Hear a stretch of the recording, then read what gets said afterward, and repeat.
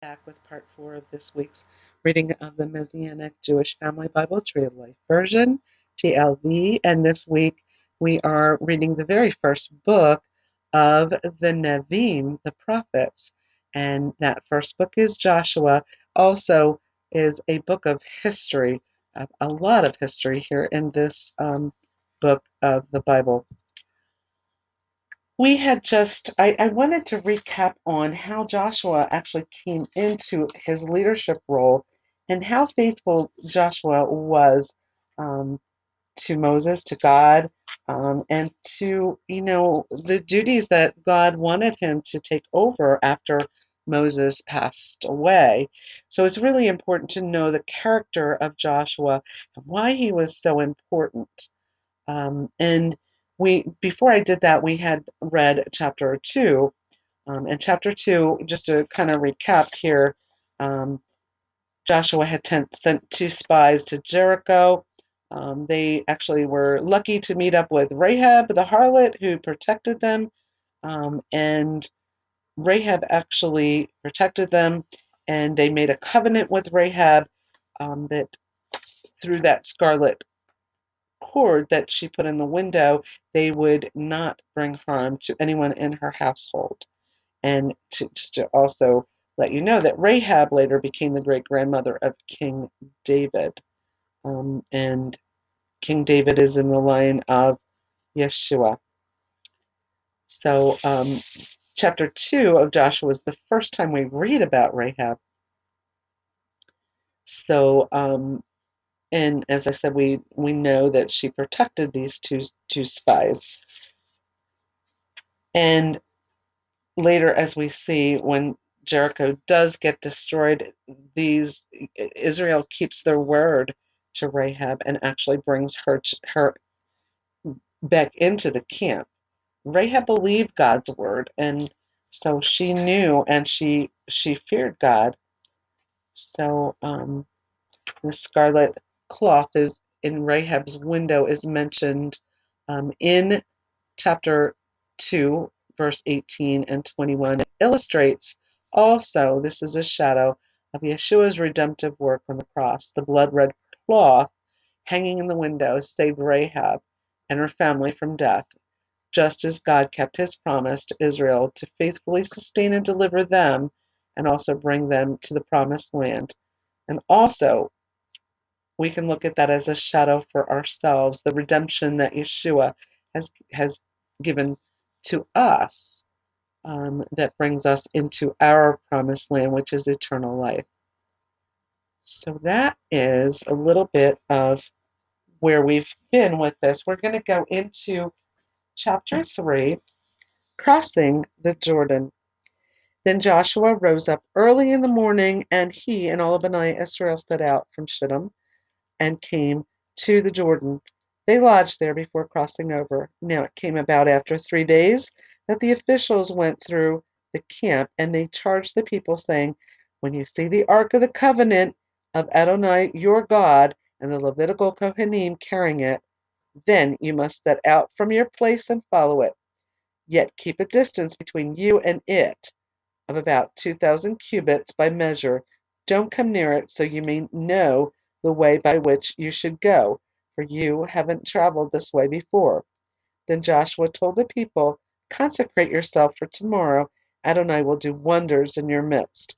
Joshua spoke to the Kohanim, saying, "Take up the ark of the covenant and cross over ahead of the people." So they took up the ark of the covenant and went ahead of the people. Now Adonai said to Joshua, "This day I will begin to exalt you in the eyes of all Israel, so that they may know that just as I was with Moses, so I will be with you.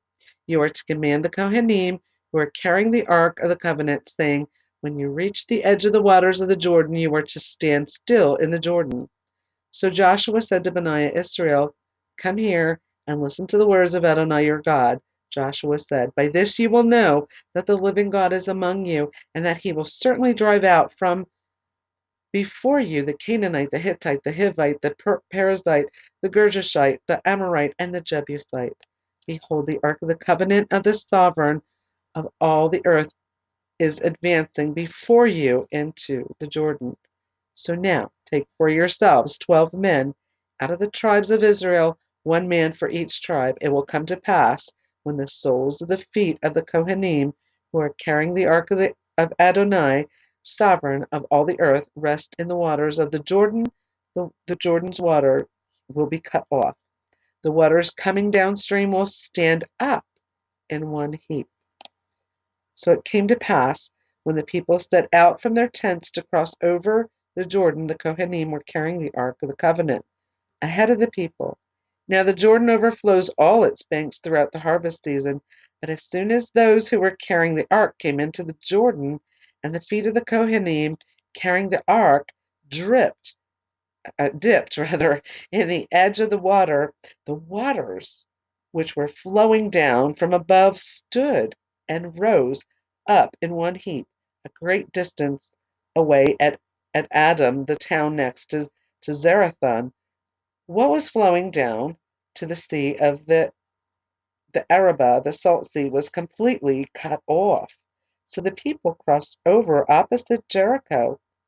Yet the Kohanim carrying the Ark of the Covenant of Adonai stood firmly on dry ground in the middle of the Jordan, while all Israel crossed over on dry ground until the entire nation had finished crossing over the Jordan. And that is the end of chapter 3. And I'm going to continue here with chapter 4 because this is just a continuation after they crossed over. And this is entitled 12 Memorial Stones. Now, when all the nation had finished crossing over the Jordan, Adonai spoke to Joshua, saying, Take for yourself 12 men from the people, one man from each tribe, and command them, saying, Take for yourself 12 stones from the middle of the Jordan, from the place where the feet of the Kohanim are standing firm, and carry them over with you, and deposit them at the place where you will lodge tonight. Then Joshua called the 12 men whom he had appointed from Bani Israel, one man from each tribe. Joshua said to them, Cross over before the ark of Adonai your God into the middle of the Jordan. Each of you lift up a stone on his shoulder for the number of the tribes of Bani Israel. Let this be a sign among you. When your children ask later, saying, What do these stones mean to you? Then you will say to them, Because the waters of the Jordan were cut off before the ark of the covenant of Adonai, and it crossed the Jordan, the waters of the Jordan were cut off. So these stones will be a reminder to Bani Israel forever. So Bani Israel did so as Joshua commanded. They lifted 12 stones from the middle of the Jordan, just as Adonai had said to Joshua for the number of the tribes of Bani Israel. Then they carried them over with the lodging place and put them down there. Joshua also set up 12 stones in the middle of the Jordan at the spot where the feet of the Kohanim carrying the Ark of the Covenant were standing.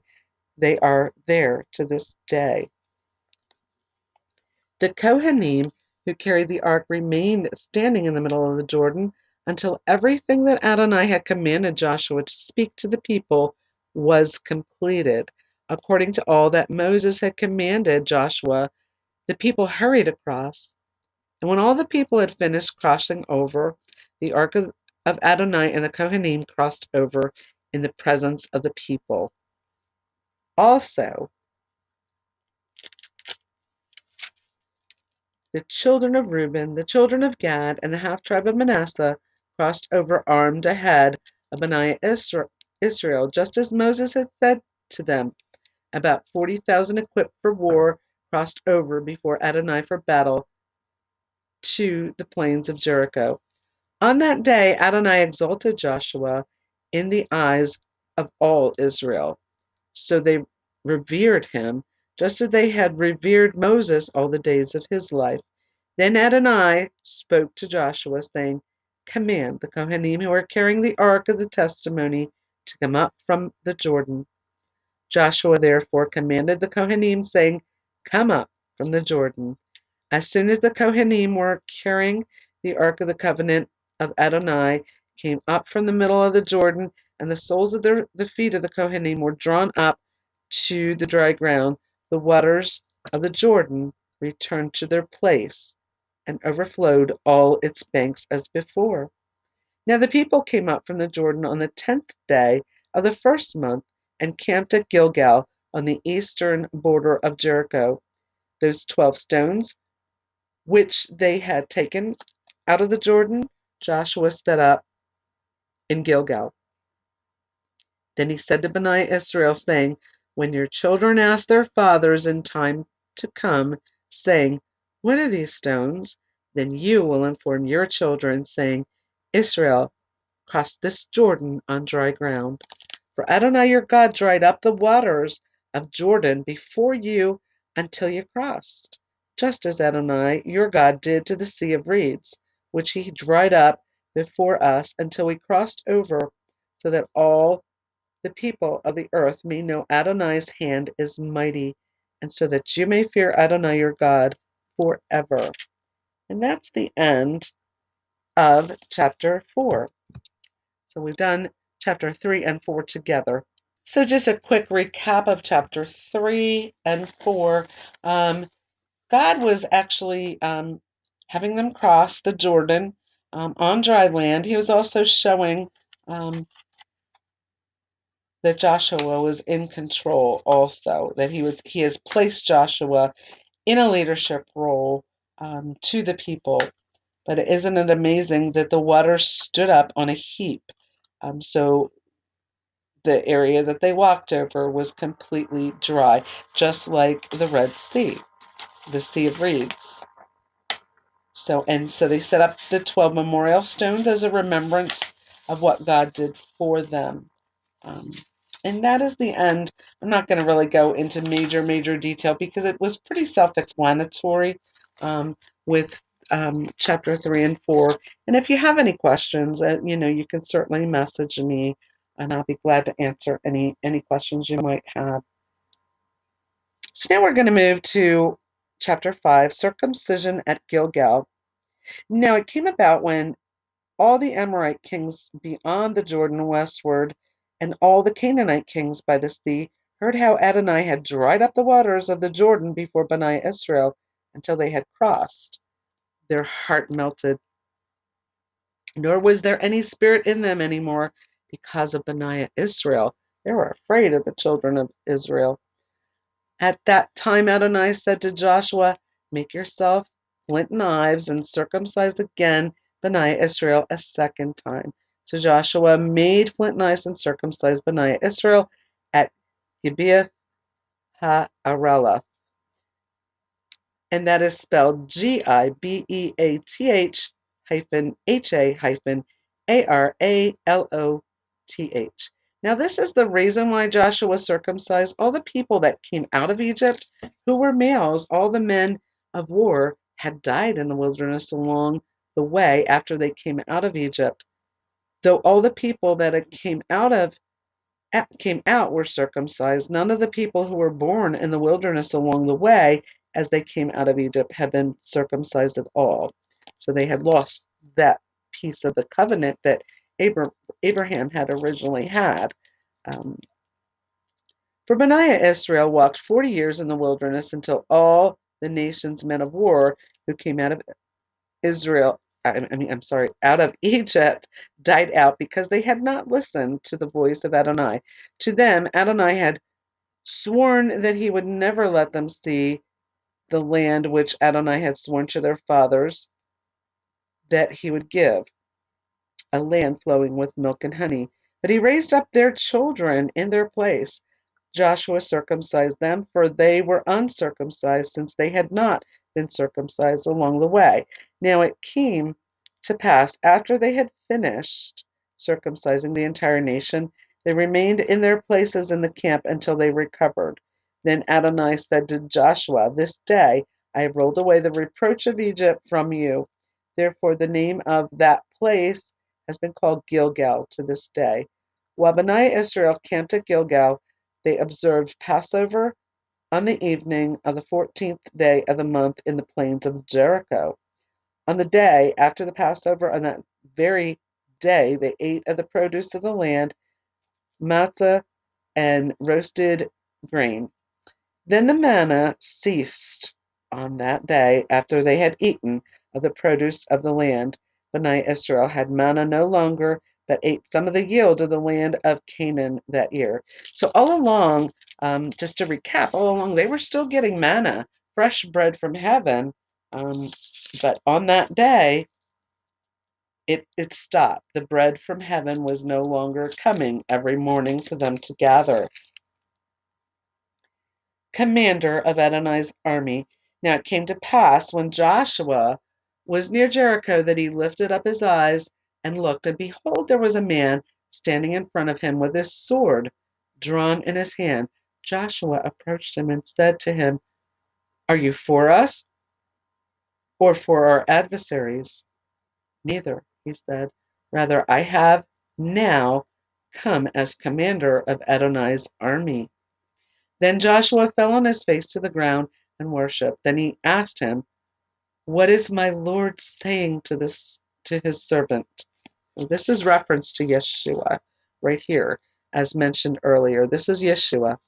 Then the commander of Adonai's army replied to Joshua, "Take your sandal off of your foot, for the place where you are standing is holy." And Joshua did so. And just as a reminder, Passover is on the Hebrew calendar. The day that they're referring to is Nisan 14. And we had just had Passover back in April. And I think I'm going to pause it here and come back with the next part, and that is going to be chapter 6. We are going to be talking about Jericho.